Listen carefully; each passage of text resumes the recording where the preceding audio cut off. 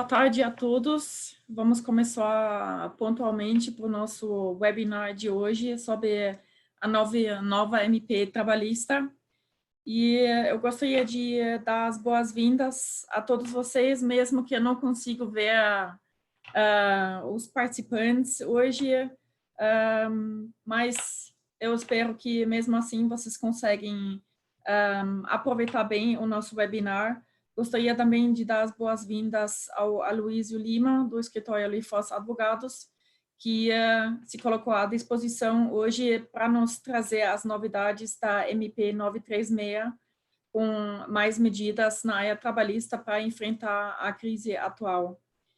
Eu vou, só no início, dar algumas informações. O Aloysio vai passar a apresentação dele, que no final desse webinar nós vamos disponibilizar para os participantes.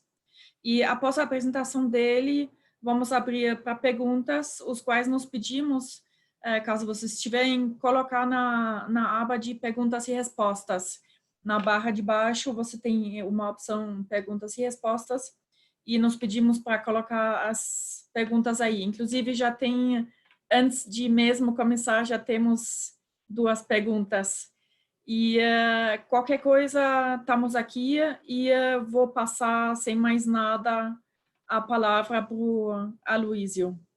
Obrigada e bom webinar.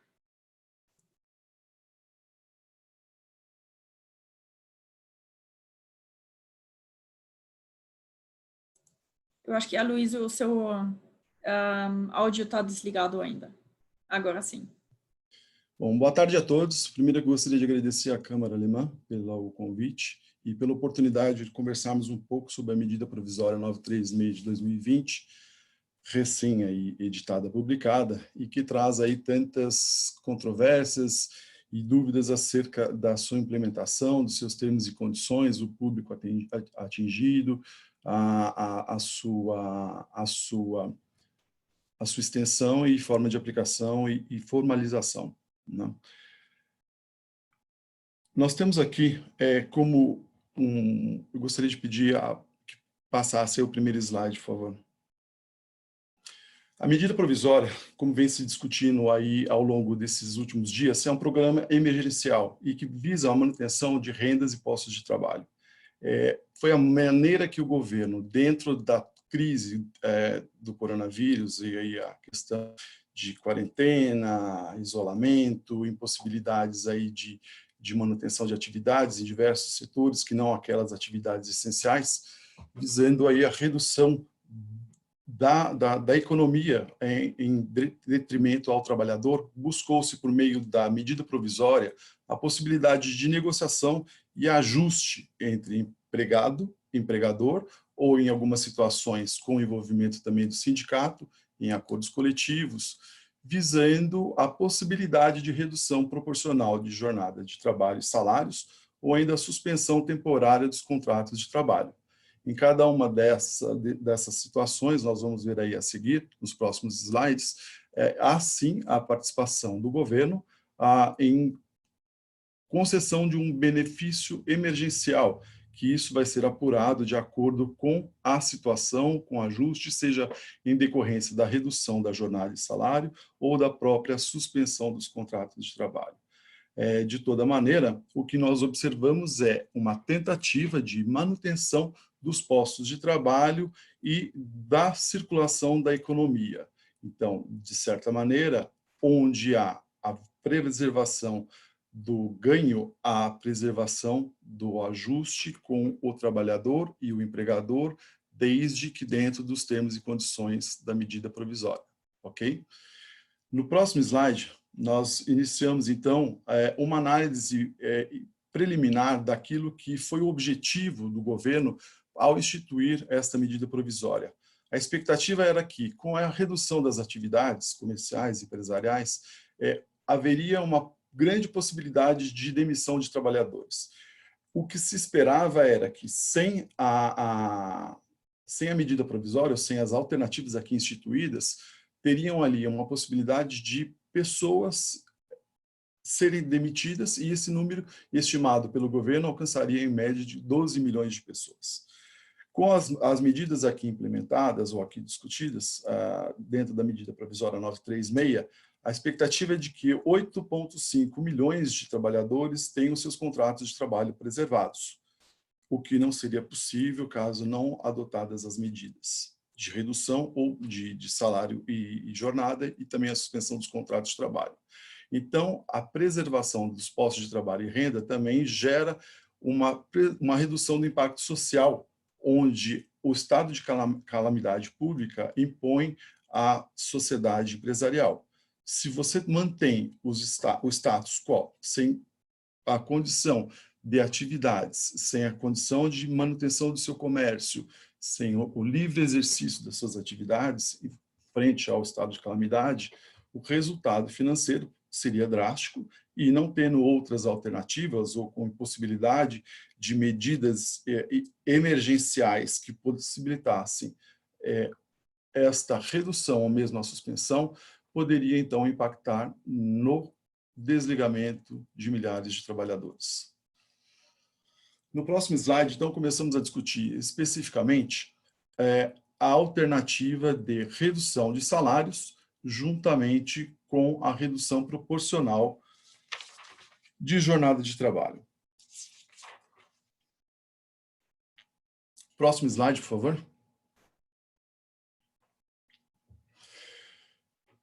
O que se tem que manter como premissa que se trata de situação temporária e emergencial, e ela prescinde de negociação, ou individual ou coletiva. Ao longo de nossa conversa, vai ser possível observar quais as categorias ou quais os níveis de profissionais ou de contratos em relação à modalidade de contratação e salarial seriam ali beneficiados por este programa.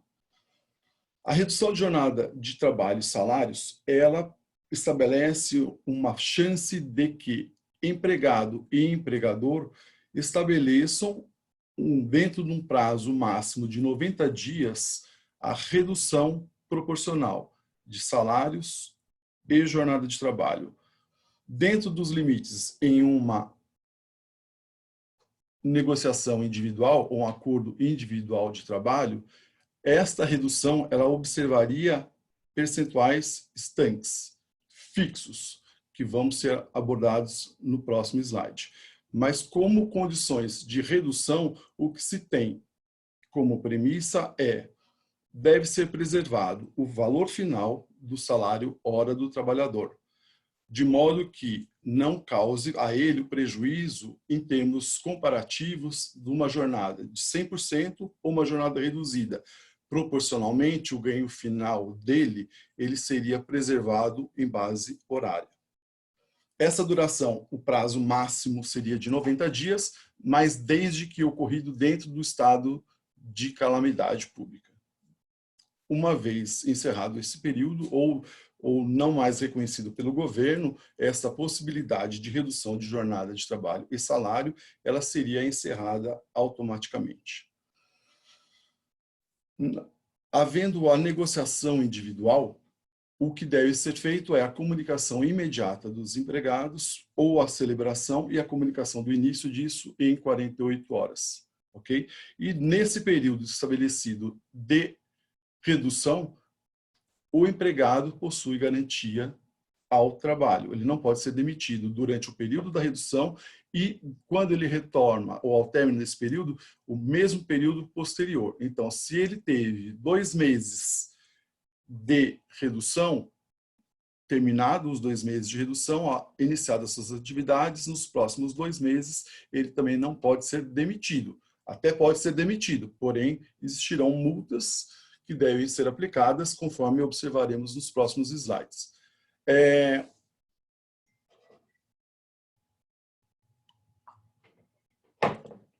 Quando mencionamos em termos de impossibilidades de acordo individual, o que se tem é que o acordo individual para redução de 25% de salário e jornada, ele seria factível, ele possível para todos os trabalhadores. Todos os empregados poderiam ter aí essa negociação. Assim como, se você observar, tem os outros níveis de redução estanques, que seriam 50% e 70%, para os trabalhadores que recebem até R$ 3.135, 3 salários nacionais, mínimos nacionais, ou para aqueles empregados hipersuficientes, que são aqueles que recebem 2 vezes o teto do regime da Previdência Social, hoje daria 12.202,12, e que possuem diplomas de nível superior, eles poderiam negociar esta redução de forma individual ou diretamente com o seu empregador, por meio de um acordo sem a necessidade de intervenção ou anuência ou negociação com o sindicato. Mas existe uma faixa intermediária, que são os profissionais que recebem entre R$ 3.135 e R$ 12.202, e que possuem diploma superior, que esse grupo especificamente, eles não é permitida a negociação individual, mas sim coletiva. É somente por um acordo coletivo de trabalho que este grupo de trabalhadores poderia ser afetado pela medida provisória. Quando se tem este ajuste, o que se tem em contrapartida é, você reduz em 25% a sua jornada, reduz em 25% a sua remuneração. O que se tem em contrapartida do governo é um auxílio temporário, também em caráter emergencial, equivalente ao mesmo percentual da redução do salário. Se você reduz 25%, o que você recebe do governo não é 25% do seu salário reduzido, mas 25% do auxílio desemprego que você teria direito nessa situação de perda de trabalho. Então, cada empregado teria ali o seu ganho garantido por complementação do governo, mas ele não corresponde especificamente ao percentual que foi reduzido do seu salário no acordo individual ou acordo coletivo, mas sim o mesmo percentual da redução, mas como base o seguro-desemprego a que teria de direito. Quais os empregados que poderiam ter direito a isso? Todos os empregados em regime CLT, estando ali afastados, aqueles ainda que em regime CLT, mas em cargos públicos ou mesmo em empresas de economia mista. Aqui também se enquadram os aprendizes. A lei ela deixou bem expresso que aprendizes também seriam beneficiados por esta medida provisória. Quando falamos aí em termos de negociação coletiva, os percentuais anteriores, 25%, 50% e 70%, eles podem ser diferentes. Só que aí teriam impactos diferentes também na própria negociação. Em que sentido? Você poderia ter percentuais abaixo de 25% ou acima de 70%, com qualquer um dos trabalhadores, mediante a convenção coletiva. Porém, o benefício emergencial concedido pelo governo, ele observaria ali os mesmos percentuais fixos estabelecidos para o acordo individual, sendo certo que, para os acordos coletivos de trabalho com redução de salário e jornada abaixo ou igual a 25%, não haveria o benefício emergencial. Para a redução entre 25% e 50%, seria aplicado o benefício emergencial concedido pelo governo, equivalente a 25%. Redução em acordo coletivo entre 50% e 70%, abaixo de 25%, nenhum benefício. Entre 25% e 50%, 25%. Entre 50% e 70%, 50% do benefício emergencial. Acima de 70%, em acordo coletivo de trabalho, seria o percentual de 70%. Ok?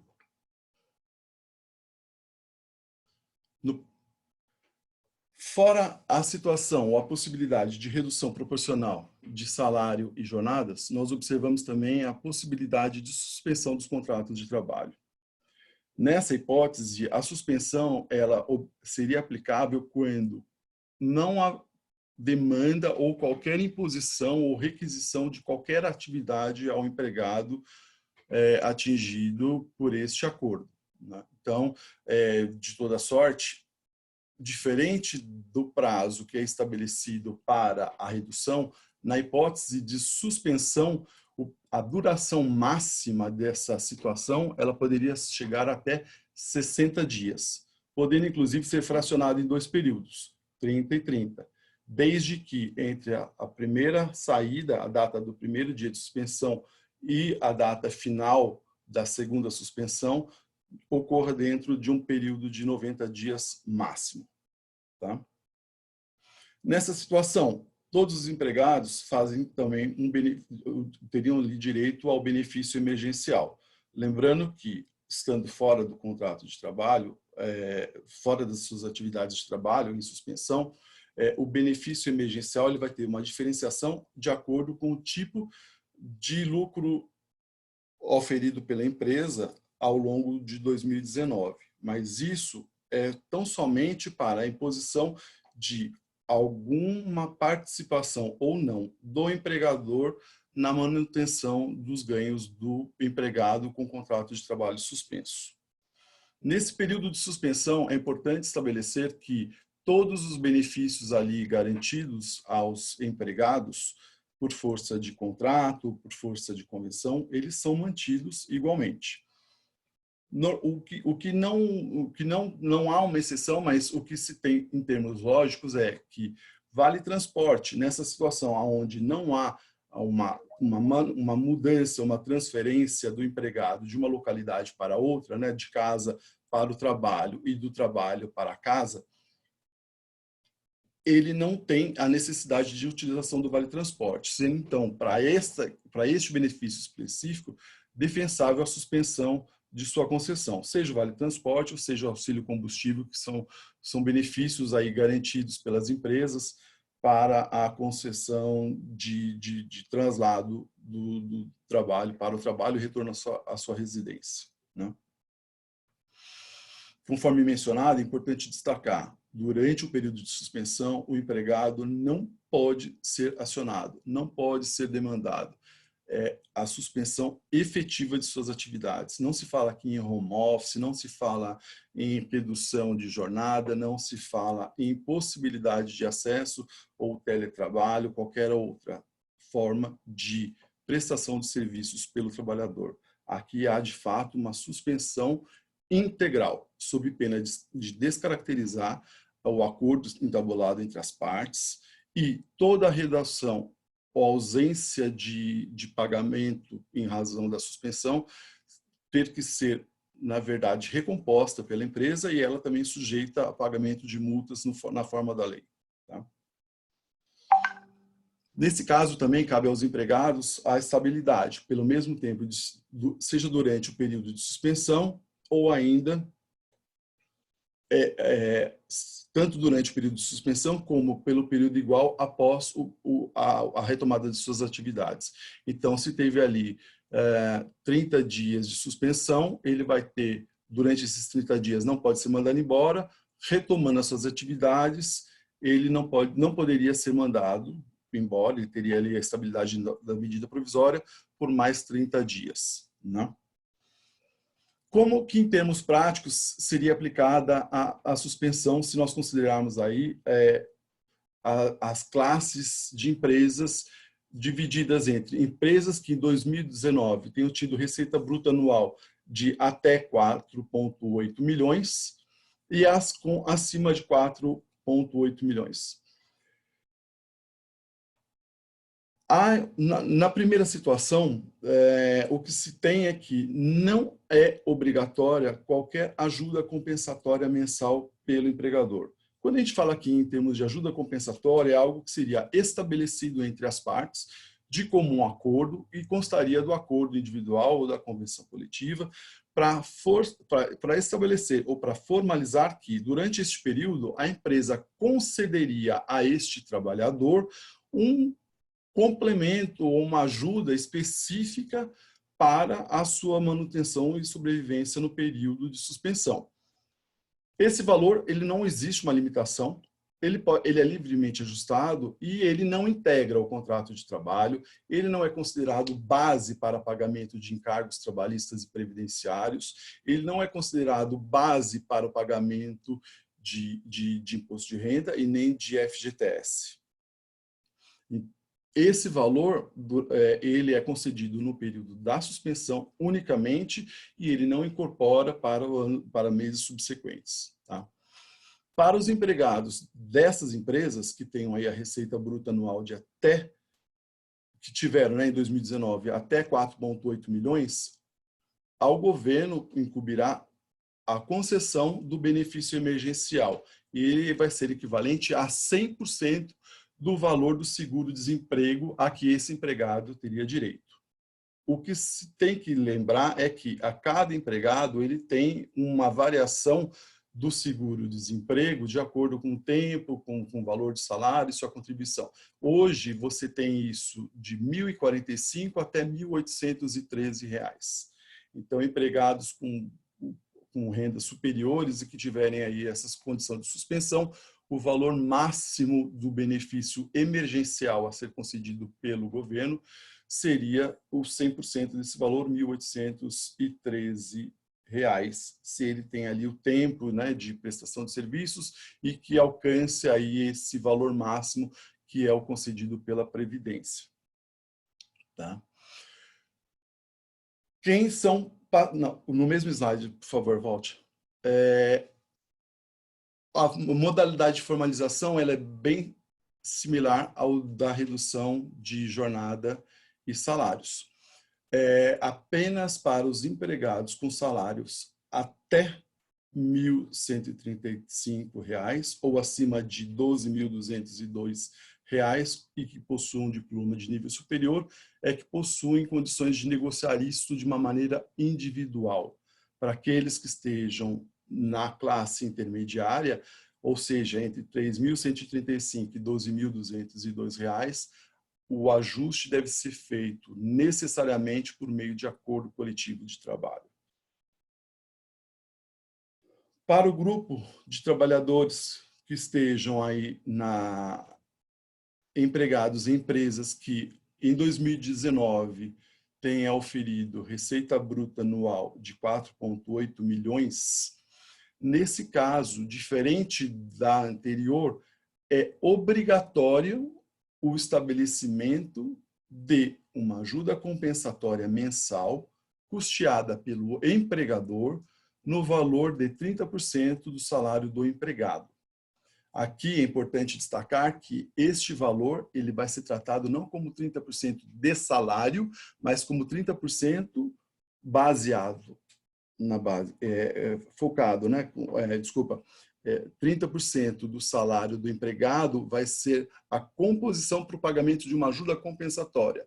Como ele não é um salário, mas uma ajuda compensatória, ele também não refletirá em encargos trabalhistas. Então, ele não vai ser base para pagamentos de férias, de 13º, de FGTS, INSS, nada mais, como dito anteriormente. Nesse grupo, o benefício emergencial concedido pelo governo vai ser de 70% do seguro-desemprego. A formalização ela é idêntica ao que falamos antes, sempre lembrando que profissionais, empregados, regime CLT, com salário entre R$ 3.135 e R$ 12.202, o acordo é por meio de convenção coletiva com o sindicato, não sendo possível ajustar a suspensão de maneira individual. Em convenção coletiva, outros benefícios, outras condições podem ser livremente negociadas, entabuladas e firmadas, porém, sempre com o ajuste, com intervenção de sindicato representativo dos trabalhadores. No próximo slide, a gente observa condições que elas são comuns às duas situações, tanto a redução de jornada e salários como suspensão. O que se tem é como uma maneira de estabelecer regras e condições específicas por prazo temporário. O que se trouxe com a medida provisória é a chance de aqueles trabalhadores nas classes abaixo de 3 salários mínimos e acima de R$ 12.202, a chance de negociação individual para uma redução de jornada e salário igual ou superior a 25%. Os que estão no intermediário, a possibilidade dessa negociação individual, mas limitado a 25%. Diferente disso, toda e qualquer outra situação implicará a negociação via sindical, ou seja, por meio de acordo coletivo de trabalho, ou convenção coletiva de trabalho.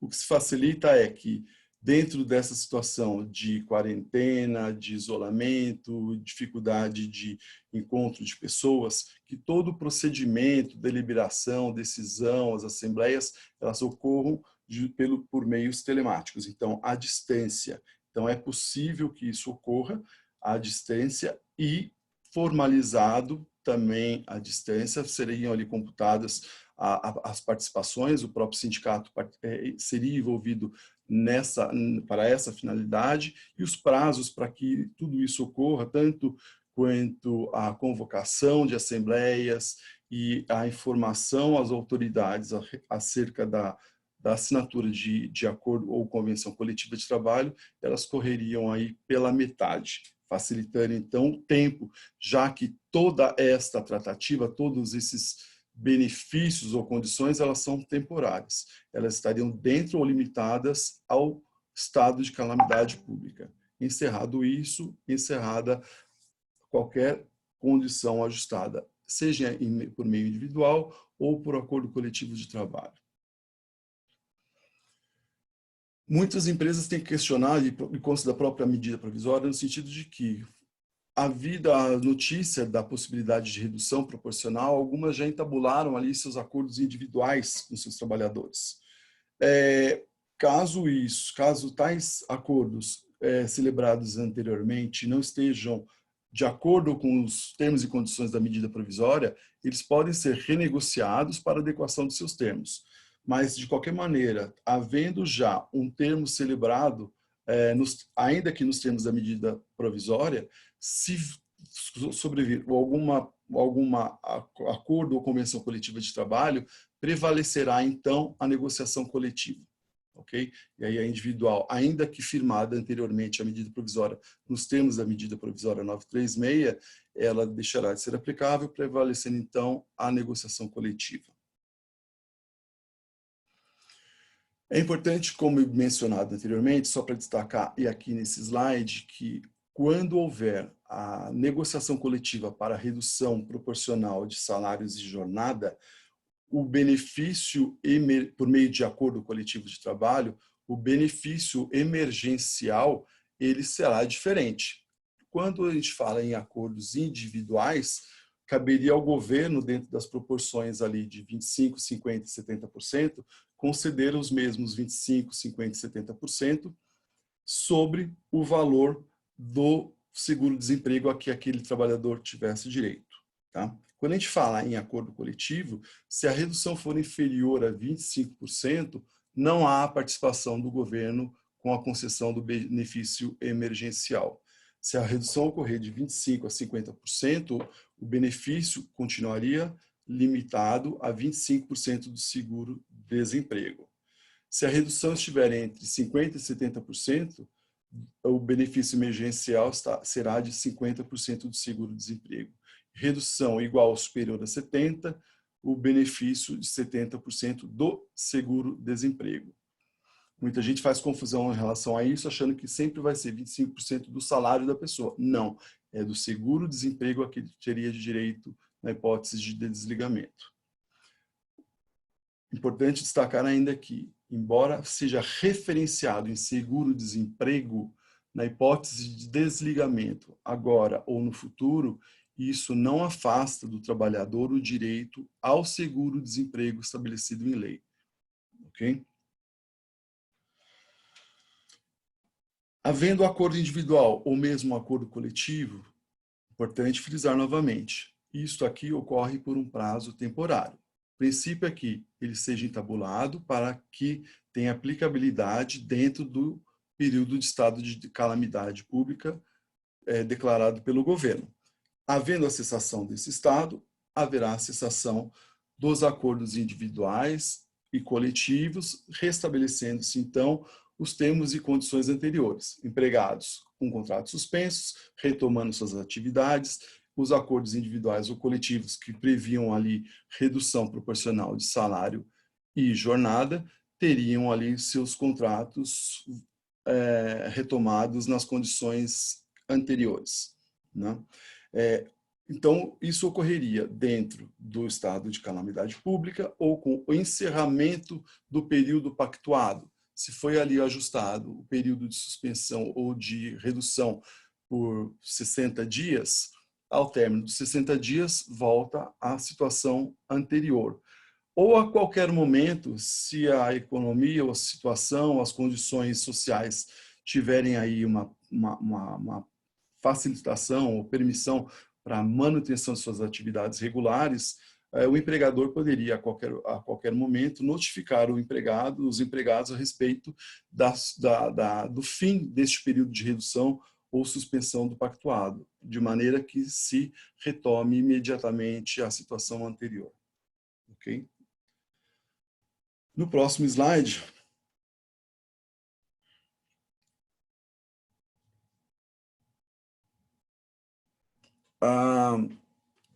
destacamos que, em qualquer situação, a ajuda compensatória ela é obrigatória quando houver a suspensão de empregados, suspensão do contrato de trabalho de empregados de sociedades que tenham oferido receita acima de R$ 4.800.000 ao longo de 2019. Nesta situação, a ajuda compensatória de 30% do valor do salário, referenciado no salário, ela é obrigatória.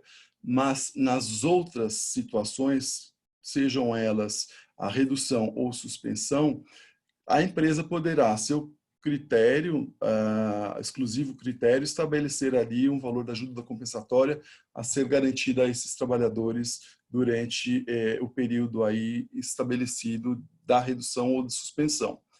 O valor da ajuda compensatória, exceto nesse caso, quando eu falei de 30%, em todas as outras situações, poderá ser estabelecida qualquer valor superior a 30%.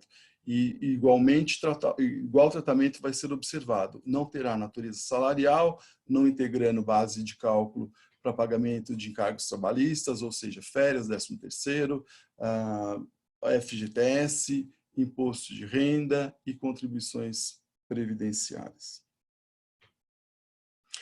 E como o efeito favorável, benéfico à empresa, ou estímulo para a concessão dessa ajuda compensatória, tem-se que a empresa poderá deduzir dos seus lucros líquidos o valor concedido a título de ajuda compensatória para o momento de suas declarações. Então, as empresas que concederem ajuda compensatória, o valor final concedido aos seus trabalhadores poderão ser deduzidos do lucro líquido para fins de tributação ou da contribuição social. Tá bom? Quando a gente fala em termos de garantia ao trabalho, de fato, durante o período ajustado e igual tempo ao término da cessação, da redução ou da suspensão, o empregado teria aí, a princípio, essa garantia de emprego. Ocorre que, se rescindido, há possibilidade de rescisão? Sim, mas caberá ao empregador, além de todas as verbas rescisórias, um pagamento de uma multa compensatória em favor do empregado nos percentuais que estão aqui indicados. Então, se ele teve aquele empregado que teve o seu tempo, né, a sua jornada e seu salário reduzidos em valores iguais ou superiores a 25% e 50%, ele terá direito a recebimento a 50% do salário que ele oferiria caso até o final do período de estabilidade. Para os empregados que tenham ali reduzidos salário e jornada entre 50% e 70%, a multa é 75% dos salários que o empregado teria durante o período da garantia provisória. E para quem teve a redução acima de 70% ou suspensão temporária do contrato de trabalho, seria de 100% do salário a que ele teria direito durante o período da garantia provisória no emprego. Então, a premissa é garantir o trabalho, os postos de trabalho, mas havendo a rescisão, além de todas as verbas trabalhistas rescisórias, a empresa estará também obrigada a indenizar o seu empregado com uma multa compensatória nos valores em percentuais descritos na própria medida provisória. Okay? No próximo slide, estão aqui os nossos contatos que eu gostaria de colocar à disposição de vocês. É um tempo muito curto para um volume grande de informações tratadas aqui, mas estamos aí dispostos e disponíveis a responder questionamentos que tenham agora, né, nos próximos minutos, no tempo que nós temos aí até o encerramento do nosso webinar. Mas também, caso tenham necessidade, poderão nos contactar por meio de nossos e-mails que estão indicados aqui. Ok? Então, eu agradeço mais uma vez e acho que perguntas ou dúvidas ou curiosidades a gente pode tratar agora de acordo com o que foi encaminhado para a Câmara Alemã. E aí fica aberto, então, novos questionamentos. Perfeito. Obrigada, Aloysio. Vamos logo para as perguntas. A primeira pergunta que foi feita várias vezes, que vale para a suspensão do contrato da mesma forma que vale para a redução de jornada e salário. Caso o funcionário se opuser à medida, a mesma não poderá ser implementada, correto? E o que a empresa poderá fazer nesse caso? Correto. Na verdade, o que tem aqui sempre, o que devemos ter em mente é que o ajuste ele vem por meio de acordos individuais, Então, há que ter o entendimento e a compreensão e o contrato de lado a lado. Então, o que se tem é que, não havendo um acordo individual, você teria ali a impossibilidade de dar a continuidade tanto à redução de salários e jornada ou mesmo à suspensão dos contratos de trabalho nos termos da medida provisória 936. O que se tem que observar é que, e ter em mente que a medida provisória ela busca trazer a preservação dos postos de trabalho. Então, toda negociação, todo esclarecimento e convencimento tem que ser sempre no sentido de que a crise ela é temporária, porém ela está para todos. Não é algo que me previna de abaixar ou reduzir os postos de trabalho, porém, se eu não tiver outras condições de manutenção das atividades, eu vou ter que, de alguma maneira, reduzir outros custos. E aí, infelizmente, a folha de pagamento é algo que, de verdade, traz aí uma oneração grande à classe empresarial, e sendo não havendo, né, essa possibilidade de negociação individual ou redução dos encargos e de custos na forma ali estabelecida, pode ser que se alcance, então, uma situação de corte de trabalhadores. Se não houver o acordo individual, o que a empresa pode buscar é uma negociação coletiva para tentar um convencimento da maioria, e aí buscando também o envolvimento do sindicato. Perfeito. A segunda pergunta vai nessa direção do acordo coletivo.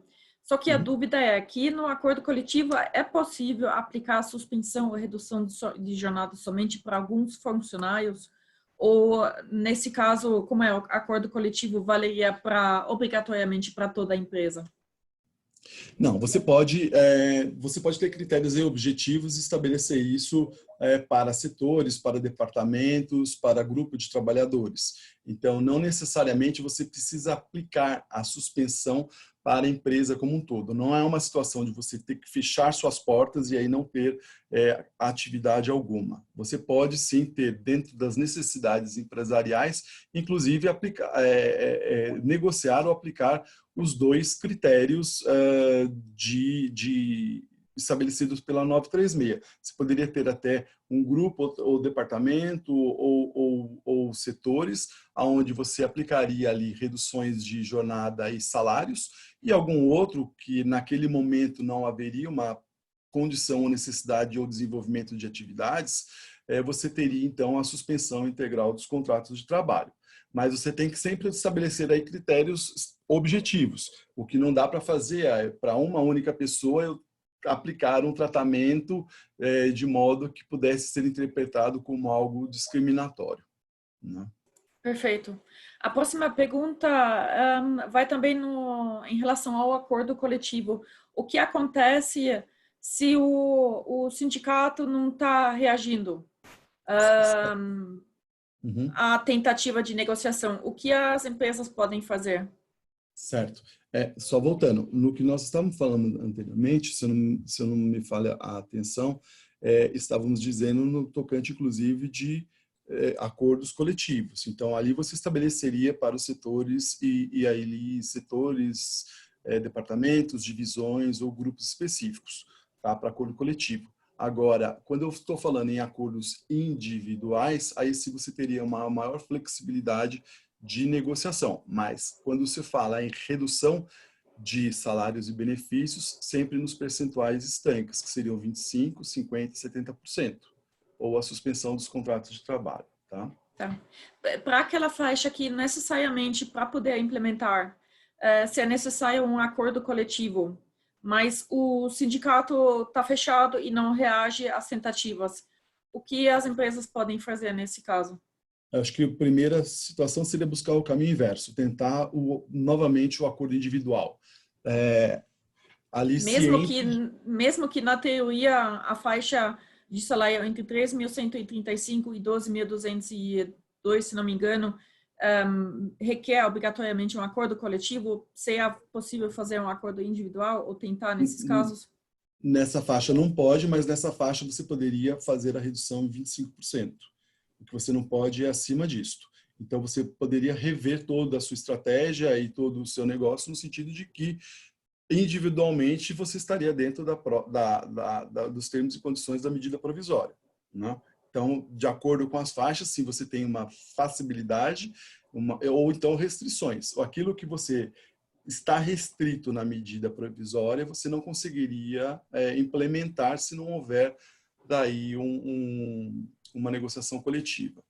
Nessa situação, o que seria recomendável é tentar um convencimento da classe trabalhadora da importância de um ajuste nesse sentido e demonstrar ao sindicato que os trabalhadores estão ali, de fato, interessados na negociação coletiva e aí trazer aí uma pressão para que as entidades atendam ou levem a negociação.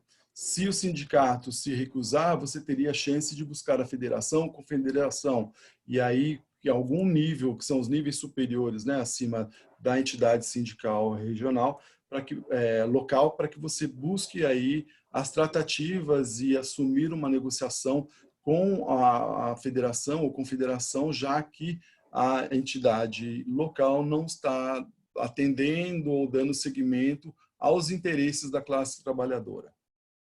Tá bom. Uma dúvida apareceu em relação à base de cálculo para aplicabilidade da redução ou da suspensão. Quando se trata de trabalhadores que têm uma faixa de salário fixo e uma faixa de salário variável, ou seja, comissões variáveis nesse sentido,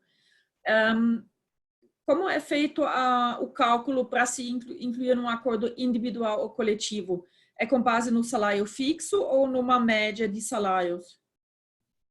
Bom, quando você vê todo o pronunciamento, né, dos secretários do Trabalho e toda a análise e discussão a respeito desta situação, é sempre com relação ao salário base anotado em carteira de trabalho.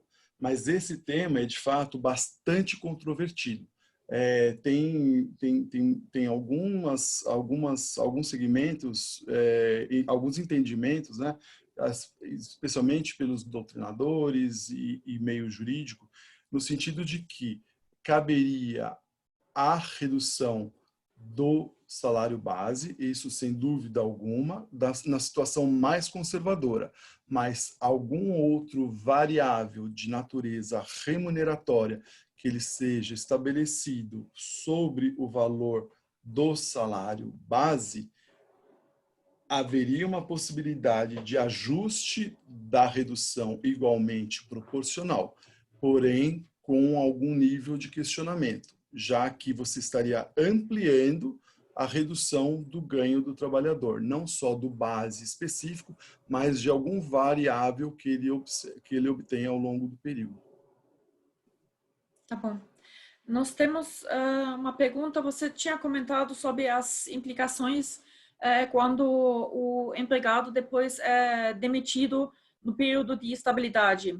E se essa demissão, não por justa causa, acontece mesmo antes do período de garantia, ainda no período de redução, quais são as implicações, multas e tudo mais nesse caso?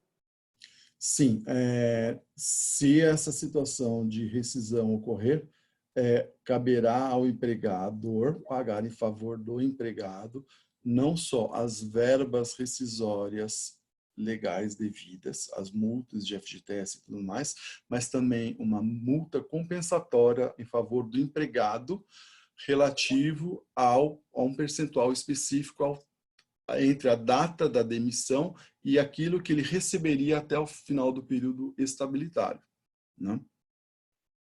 Então, a expectativa é que você tenha o seguinte: se você tem alguém que tem um contrato suspenso ou com redução de salários e jornada, se você tem isso interrompido, a minha interpretação é no sentido de que, se você interrompe isto e cancela daí o período subsequente nesta situação, ou seja, de suspensão ou de redução de salário e jornadas proporcionais nos termos da medida provisória, então você teria que pagar a indenização dos salários, do percentual, né, sobre os salários que teria de direito até o final. E aí a interpretação já que eu suspendi, ou que eu interrompi, né, esse período que havia sido negociado, que seja apurado isso com base no salário integral e não sobre o salário reduzido. Então, se você tem empregados que tiveram ali a redução, só puxar aqui os percentuais novamente, mas se você teve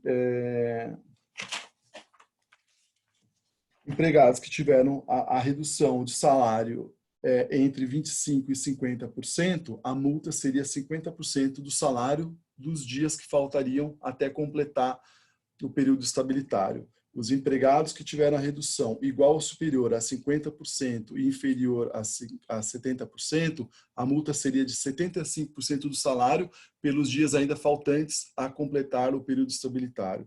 Se você teve aí empregados que tiveram a redução percentual igual ou superior a 70% ou suspensão temporária do contrato de trabalho, a multa seria equivalente a 100% do salário dele, pessoal, individual, até o término do período estabilitário. Perfeito. Temos várias perguntas que questionam a aplicabilidade dessa medida provisória também para estagiários e autônomos. Autônomos não se aplica porque ele indica somente para os profissionais contratados sob o regime CLT. Profissionais autônomos, em verdade, eles terão, né, os autônomos informais, eles terão ali um benefício que não é o que está na medida provisória, a 936, mas é o que se chama aí de voucher Covid, que equivale a R$ 600, e tendo aí limitadores de acordo com a renda familiar. Então, até 2 pessoas poderão receber esse valor no Corona Voucher ou Voucher Covid.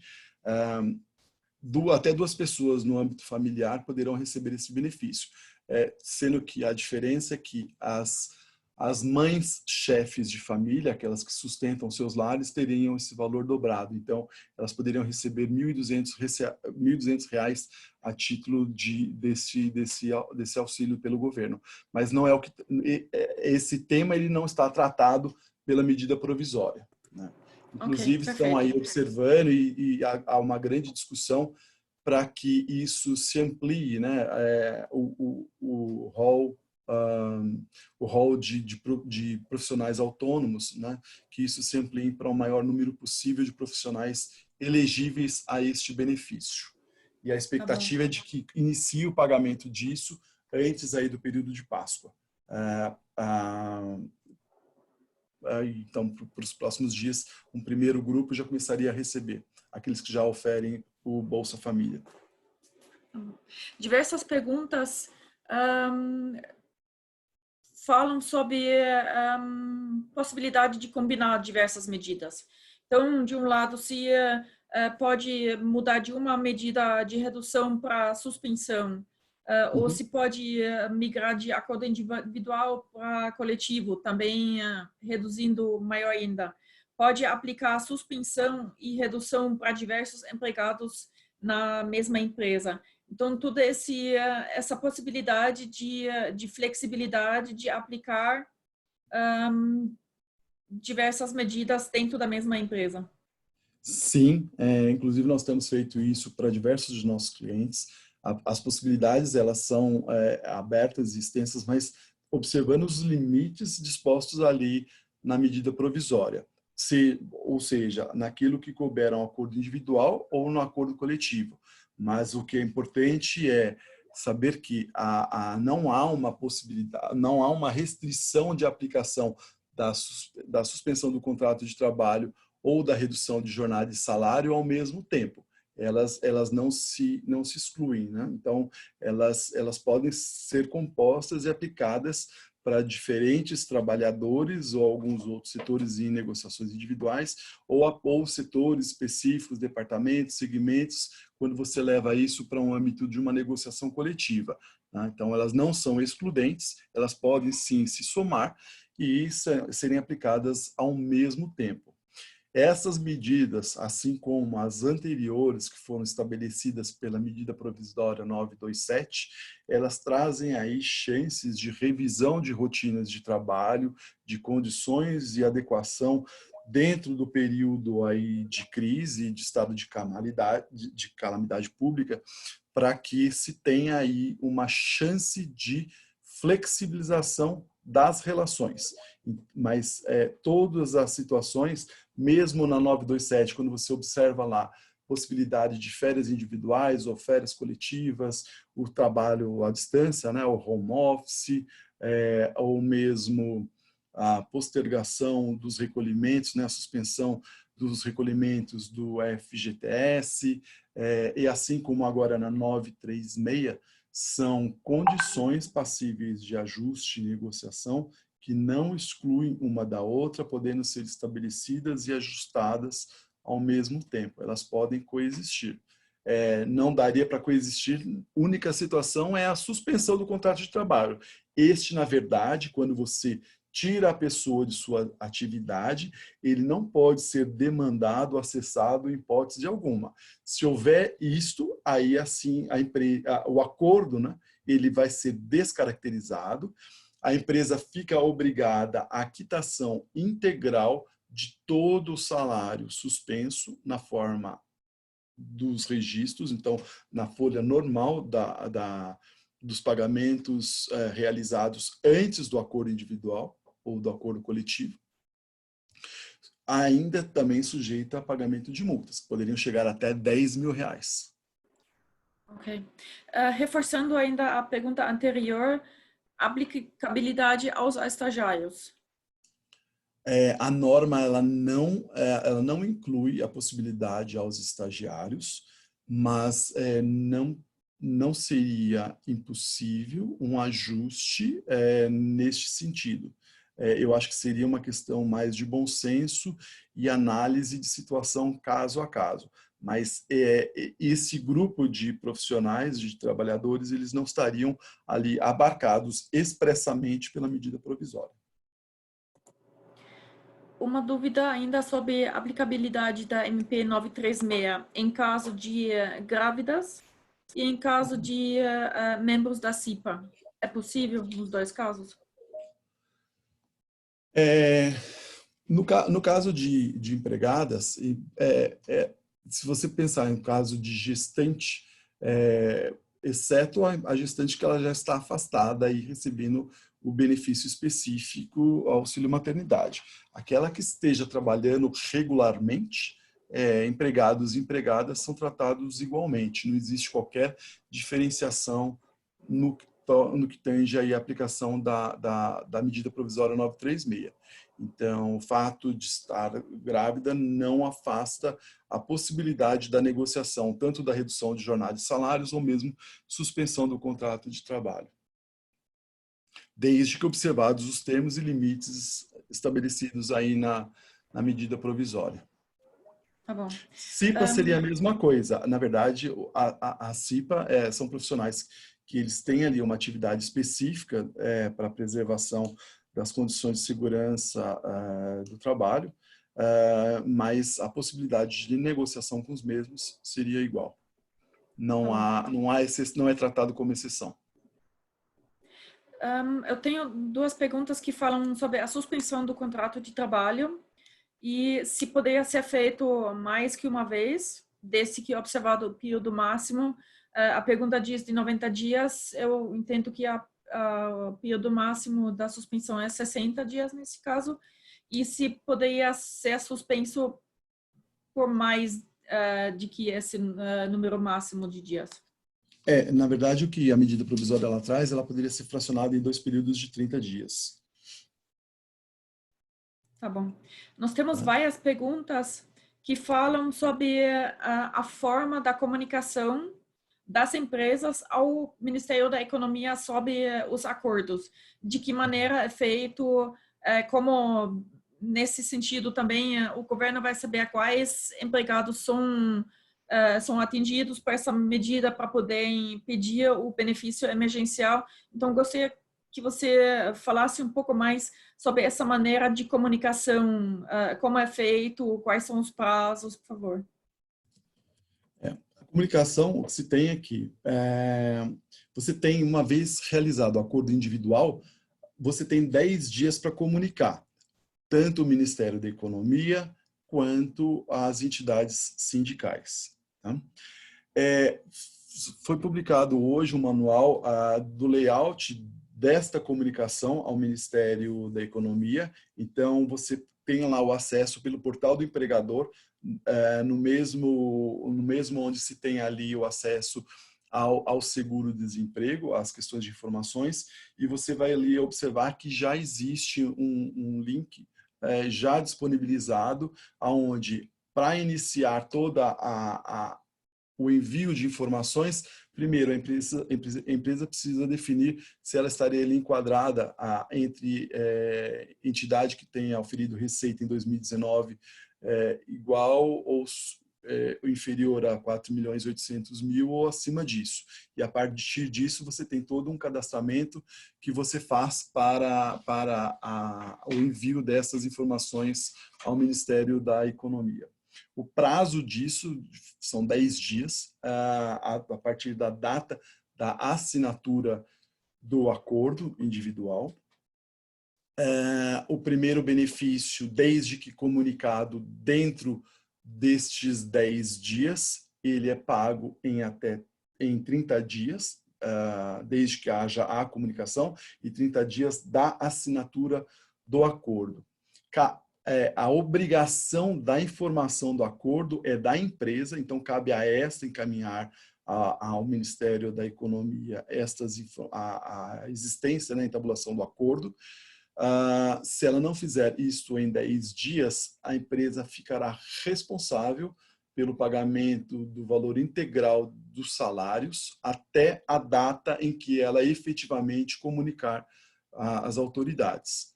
E passando, então, a partir daí, a obrigação do benefício emergencial pelo governo. Tá bom. Existe, nesse sentido, algum documento também específico para que a empresa entregue ao trabalhador para que esse possa solicitar o benefício? Para uma comunicação entre empregador e empregado? Na verdade, tem um acordo individual, que é o que tem que ser assinado entre empresa e empregado. Esse, sim, após a negociação positiva, as partes afirmam, né, o seu interesse e os termos e condições ali estabelecidos. A comunicação, se não for possível ser feita de presencial, ela pode ter ali o seu de acordo, a sua anuência de maneira expressa pelos meios eletrônicos que a empresa tenha de acessar ou de ter uma resposta do empregado imediata. Em 48 horas, o empregado tem que ter esse documento, né, a partir do ajuste entre elas, ela tem que entregar esse acordo coletivo, o acordo individual ao empregado. Ou mesmo um acordo coletivo, se for o caso, também em 48 horas entregue ou enviado ao empregado para que ele tenha ali o documento relativo à regulamentação, né, da redução de sua jornada e salário, se vai ter ali algum benefício uma ajuda compensatória estabelecida pela empresa também durante esse período, qual é o valor, em que condições ela seria tratada, e esse documento o empregado guarda como uma referência daquilo que foi ajustado. Mas não cabe ao empregado fazer qualquer comunicação disso às autoridades trabalhistas ou ao sindicato. Na verdade, é ao empregador que incumbe a referência, né, o encaminhamento da existência dos acordos firmados com os trabalhadores ou junto ao sindicato. Cabe ao empregado. Você tinha comentado na apresentação que em caso de acordo individual, se houver uma negociação, um acordo coletivo, que esse posteriormente ia prevalecer. A pergunta agora é se o acordo individual for posterior à negociação coletiva, se nesse caso individual prevalecia ou se de qualquer forma o coletivo vai prevalecer o individual. Se ele for mais benéfico à classe trabalhadora, eu entendo que prevaleceria o acordo individual. Mas desde que o individual tenha sido celebrado nos termos e condições ali limitados pela medida provisória 936. Então, o que se tem pela medida você tem ali limitadores ou condições que te garantiriam uma negociação individual, como referência a percentuais e obrigações de estabilidade, de garantia de emprego, né, estabilidade, concessão de uma ajuda compensatória, qual o benefício emergencial garantido pelo governo. As convenções coletivas, elas podem ter ali outras situações discutidas e debatidas e aprovadas pela maioria. Ela seria aplicável, mas tendo algum acordo individual que ele indique ou tenha condições mais benéficas ao trabalhador, eu não vejo problema em que isso se garanta também. Bom. Pergunta, acho que já respondemos que a redução de jornada de trabalho poderia ser feita por mais de uma vez, desde que observado o limite de 90 dias.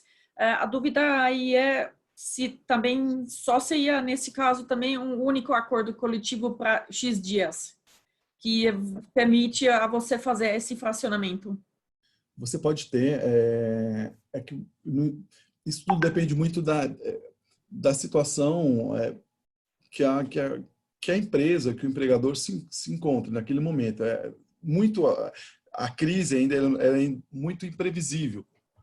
Pode ser que você tenha necessidade, de fato, de ter até 90 dias, pode ser que você tenha um período inferior, mas você pode, sim, ter um acordo individual estabelecendo um período inicial de X dias, com a possibilidade de extensão disso para para mais períodos, desde que o termo total final não ultrapasse os 90. Então, você pode ter isso em um único documento e que a extensão ela ocorrerá automaticamente, exceto se o empregador informar a cessação aí com 48 horas de antecedência. Agora, se for o caso de ter aí por 30 dias, aí voltou às atividades, aí se observa que não tem condições ainda de uma retomada e uma necessidade de um novo acordo, é possível sim estabelecer um novo acordo para este novo período. Só que dentro de todo o estado de calamidade, não pode ter no total, somando, né, esses períodos, um tempo superior a 90 dias com redução de salários e jornada, baseado no que estabelece a 936.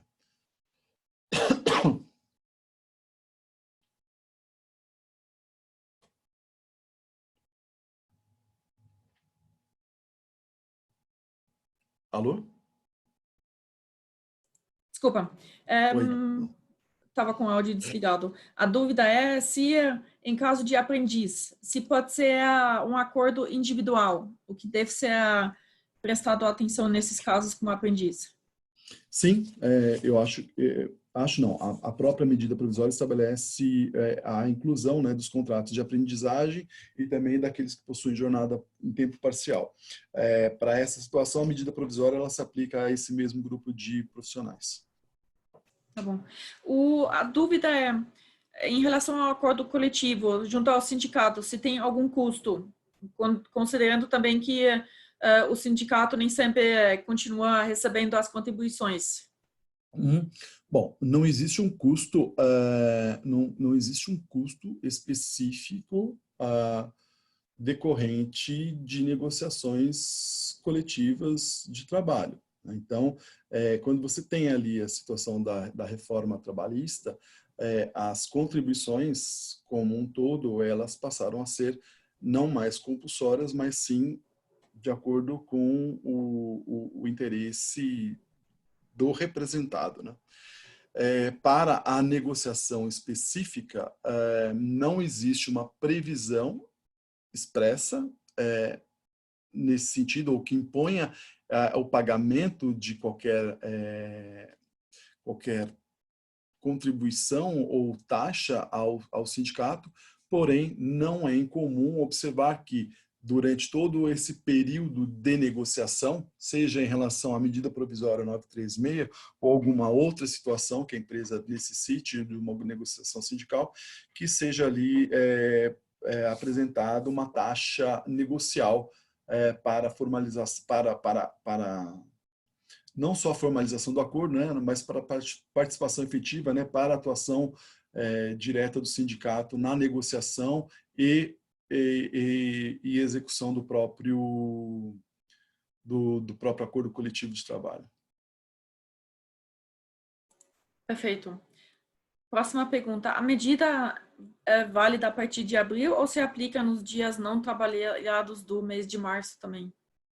Não, ela tem aplicabilidade desde o dia da sua publicação, que foi em abril. Bom. Eu acho que tem mais uma dúvida em relação à possibilidade de flexibilidade. Caso de acordo individual de redução, se há possibilidade de suspender esse acordo e migrar para a suspensão do contrato de trabalho com o mesmo colaborador. Ela é possível, desde que acordada, ela é possível. Na verdade, quando você for cancelar, né, o período da redução e de redução, né, de jornada e salário, você tem que comunicar ao empregado com 2 dias corridos de antecedência e ali formar um novo termo que o coloque que coloque o seu contrato de trabalho em suspensão. Tá bom. Uma dúvida, seguindo o entendimento a respeito do não pagamento de vale-transporte durante o período de suspensão do contrato, seria correto utilizar o mesmo critério por vale-refeição? Entendo que não, porque nesse período, inclusive, onde se busca, primeiro, né, a própria norma, a medida provisória, ela estabelece ali a manutenção dos benefícios como estabelecidos. A questão do vale-transporte é porque esta situação, de fato, não existe, né? A transferência casa-trabalho e retorno à casa. A alimentação, num período emergencial, como estamos, ela é essencial para a saúde do trabalhador. O caráter alimentar ele deve ser preservado deste benefício específico. Então, a nossa recomendação junto aos nossos clientes é que tanto o Vale Alimentação como o Vale Refeição sejam preservados em sua integralidade. Da mesma forma, os planos de saúde também concedidos como benefícios aos trabalhadores. Tá bom. Nesse mesmo sentido, da suspensão dos benefícios, que apesar de agora a MP 936 abordar mais abertamente os benefícios nos casos de reduções salariais, em caso de empresa que está com os empregados em home office, então não com redução de jornada, nem com suspensão do trabalho. Essa questão dos benefícios continua normalmente a obrigação de pagar, não há possibilidade de reduzir esses benefícios. O que se tem aí, a questão do home office, ela não está tratada na 936.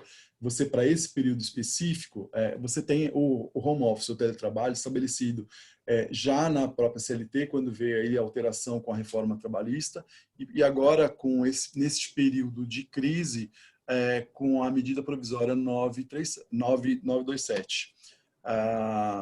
O que se tem é que, para este período, ou para esta situação de home office, caberá a empregado e empregador ajustar os termos e condições do trabalho em residência, né, em home office.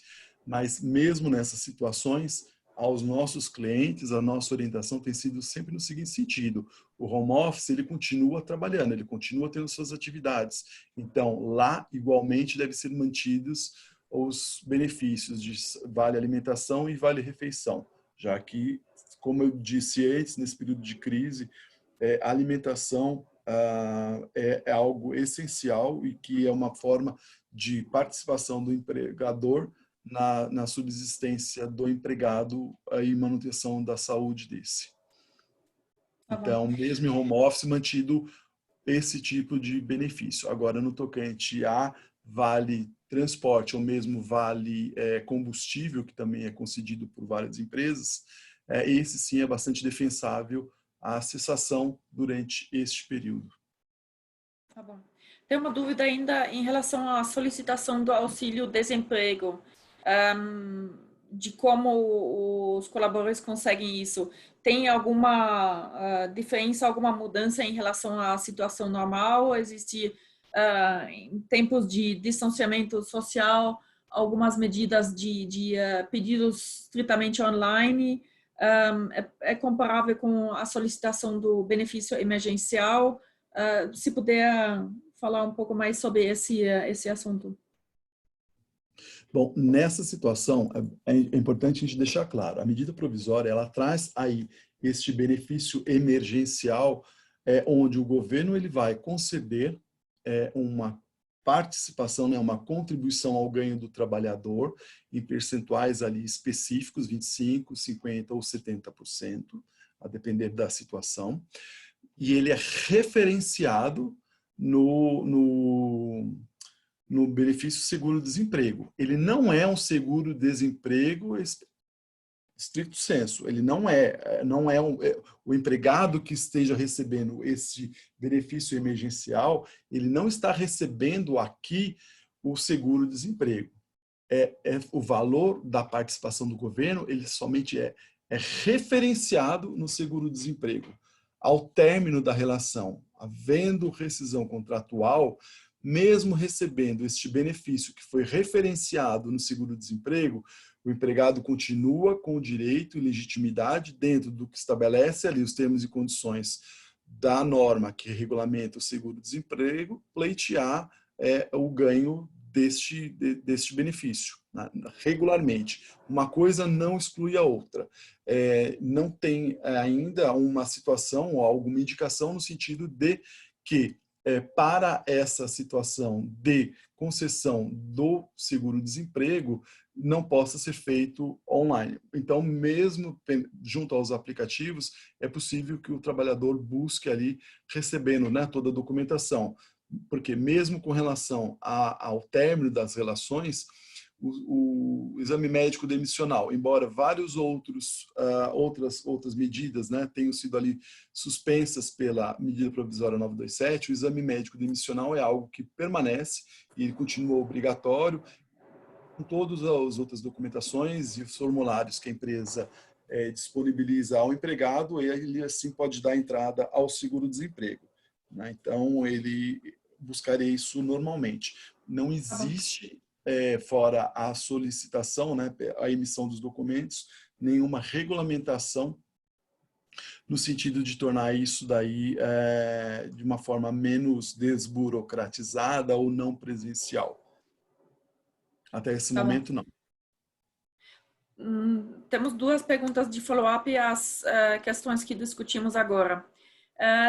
Caso o funcionário estou em home office, eu posso aplicar a medida da redução salarial do 936 aos empregados em home office e continuar em home office só com jornada reduzida? Uhum. A questão é que em home office, em princípio, você não teria ali um tempo de trabalho controlado. Você teria, na verdade, a expectativa de que o empregado esteja ali à disposição dentro da jornada regular de trabalho, dentro dos seus limites. Mas não existe, talvez, no home office, uma situação, uma obrigatoriedade de registro de entrada e saída de horários como ocorre dentro da própria empresa. A não ser que, de alguma maneira, a empresa estabeleça, ou mesmo por exceção, mas e aí deixar claro que é possível, sim, estabelecer uma redução, porém, neste sentido, o que cabe ao empregador é estabelecer ali uma redução da expectativa do tempo que o empregado estará a ele à disposição. Então, você não tem ali 8 horas iniciais com jornada, horário inicial e final, mas se você reduziu em 25%, você não pode ter expectativa de que o empregado esteja à sua disposição 100% do horário regular, esperado por ele. Tá? Perfeito. Temos uma dúvida em relação à multa paga no caso de desligamento. Multa paga no caso de desligamento será proporcional ao período que falta para completar a estabilidade. Por exemplo, faltam 2 meses de estabilidade, o empregador teria que pagar 50% do salário referente ao mês de maio e 50% referente ao mês de junho, é isso? A proporcionalidade do período, sim, é correta. Você tem que pagar o salário referente ao período final, mas você tem que entender qual é o grupo em que esse profissional estaria inserido. Se ele teve ali a redução de sua jornada de trabalho, de sua jornada e salário em 25%, ou 50%, ou 70%. Porque, a depender de onde ele esteja enquadrado, a multa vai ser de 50%, ou de 75%, ou de 100% do salário do período final. Então, a pergunta ela está correta no sentido de dizer sim, a resposta seria sim, eu teria que pagar o salário, a multa sobre o tempo, né, faltante para a conclusão, né, para o término do período estabilitário, só o percentual que ele vai ser diferente a depender do que foi ajustado com o empregado. Né? Porque Tá aí bom. o percentual pode ser de 50%, 75% ou 100% do salário do período. Temos mais duas perguntas para hoje. Os acordos individuais, a carência é de 90 dias máximo, ou 90 mais 90, como pelo jeito disseram alguns canais de comunicação? Não, entendo que é 90 dias, porque é o tempo máximo que você permitido pela medida provisória para a extensão da redução de salário e jornada. E aí, Tá bom. lembrando que seria até 90 dias, mas ela pode ser cancelada a qualquer momento, seja pelo término do estado de calamidade pública, ou porque assim entendeu o empregador que há a possibilidade de retomar as atividades em termos e condições exatos como estavam antes. E aí cancela daí o pagamento. Mas o máximo possível a ser ajustado entre elas é de 90 dias. O vale-refeição é devido para a suspensão do contrato? Pelo caráter emergencial, a situação de crise e a situação de necessidade, eu entendo que ele deva ser mantido, mesmo porque a medida provisória ela estabelece que no período de suspensão os benefícios devem ser mantidos na forma como era antes. Acho que a Eu única acredito. exceção que eu entendo seria com relação ao vale transporte ou auxílio combustível, já que não há o deslocamento. Mas todos os outros benefícios, eles devem permanecer igual. Ó, Igual. a última pergunta para hoje. Eu acredito que a gente já abordou esse tema só para confirmar.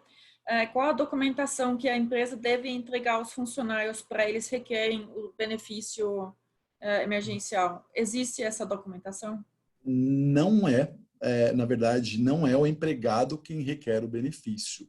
É, a medida provisória, ela visa uma desburocratização e uma rapidez na solicitação. Então, não é algo que caiba ao empregado enviar ao Ministério da Economia ou ao sindicato, mas sim ao empregador.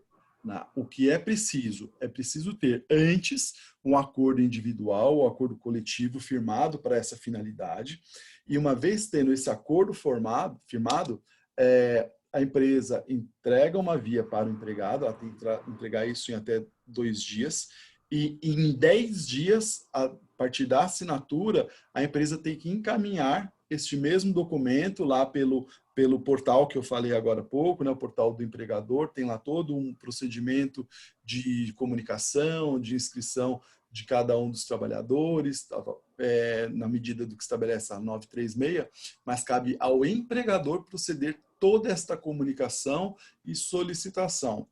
Ao empregado cabe unicamente fazer o acordo com a empresa. Feito o acordo, a partir daí a obrigação é do empregador. Tanto assim que se o empregador não fizer isso no prazo de até 10 dias da assinatura do acordo, ela ficará obrigada a pagar o salário integral até que ela comunique isso efetivamente. E aí o benefício emergencial pelo governo, ele vai ser devido a partir da data da correta comunicação. Então, se ela demorou 20 dias para comunicar, para levar isso, a informação oficial às autoridades, durante esses 20 dias vai caber à empresa o pagamento do salário integral, ainda que a jornada tenha sido reduzida, e a partir da entrega, da efetiva entrega, então o que caberá ao governo pagar o benefício emergencial. Né? Mas aí ele vai ser devido em 30 dias a partir da correta comunicação pela empresa. Tá? Quando a empresa faz isso dentro dos 10 dias assinados, corridos após a assinatura do contrato, a primeira parcela ela é paga em 30 dias da assinatura do acordo. Tá? Perfeito. Se ela demora mais de 10, vão ser 30 dias aí a partir da comunicação ao governo. Temos mais uma última pergunta mesmo. Em Fique à caso de vontade. férias Estou aqui à ou em caso disposição. de rescisão no período de redução salarial, a base de cálculo é sobre o salário reduzido ou sobre o salário contratual inicial? Desculpa, você poderia repetir, por favor, Cláudio? Em caso de férias ou em caso de rescisão no período dessa redução salarial, a base de cálculo, eu suponho para fins de cálculo de pagamentos e multas, é sobre o salário reduzido ou o salário contratual inicial? A regra de pagamento de férias é sobre a média salarial dos últimos 12 meses. Então, ele entraria na proporcionalidade para o pagamento da quitação das verbas rescisórias também. E aí, no caso de férias. Em relação ao portal, temos o pedido de repetir o endereço do portal. O portal web do empregador. Olha, deixa eu puxar aqui. Qualquer coisa, a gente também pode inserir na se você apresentação colocar, de vocês. Tá, se você colocar portal do empregador, a Secretaria do Trabalho, ele já abre diretamente. E aí você vai ter lá um layout benefício emergencial.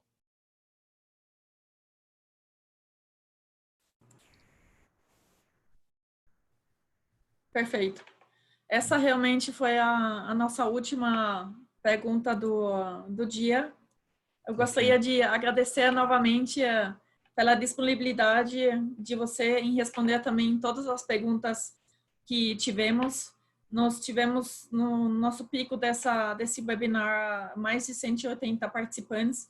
Agradeço a participação de todos e vamos disponibilizar a apresentação ao final para todos que participarem.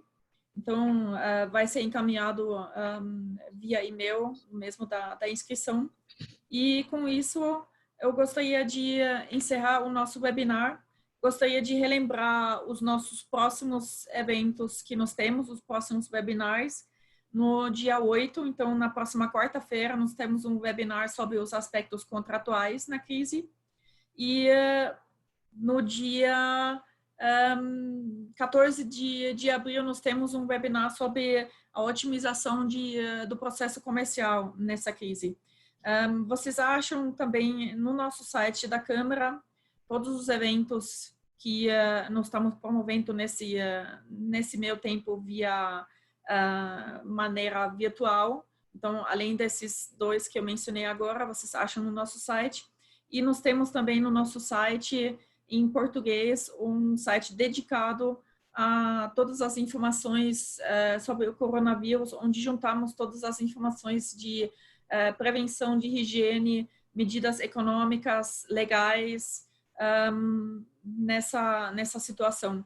E para aqueles que precisam das informações em alemão, eu recomendo o nosso Wochenbericht, que é enviado a cada sexta-feira e que contém todas as informações do Brasil sobre a situação de saúde e econômica, bem como as medidas do governo tomadas em alemão para serem utilizados com as respectivas matrizes na Alemanha.